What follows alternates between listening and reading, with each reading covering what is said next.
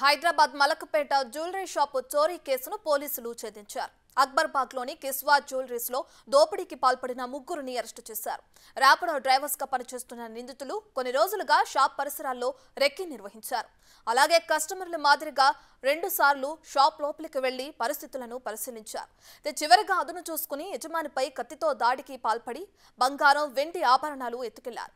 సాంకేతిక ఆధారాలతో నిందితులను అరెస్టు చేశామని south east zone DCP Janaki Dharavath చెప్పారు. ఆ టైంలో కిస్వా జ్యువెలర్స్ అని అక్బర్బాగ్లో ఉంది. అక్కడ ఒక ముగ్గురు వచ్చేసి రాబరీ చేసి అందులో ఉన్న ఓనర్ వాళ్ళ అబ్బాయిని గాయపరిచి కత్తితోటి అక్కడ ఉన్న గోల్డ్ ఒక 330 గ్రామ్స్, సిల్వర్ ఒక 120 గ్రామ్స్ తీసుకొని వెళ్ళడం జరిగింది.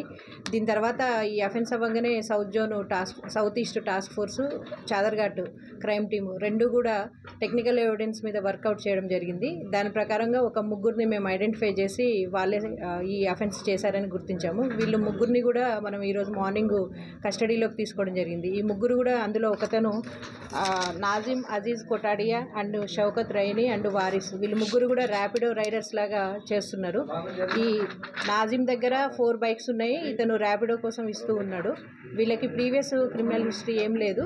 ఈ ర్యాపిడో రైడర్గా పనిచేస్తున్నప్పుడు ఒకసారి ఇక్కడ అక్బర్బాగ్లో దిగబెట్టినప్పుడు ఈ జ్యువెలరీ షాప్ ఏదైతే ఉందో అక్కడ ఒక్కడే ఉండడం చూసి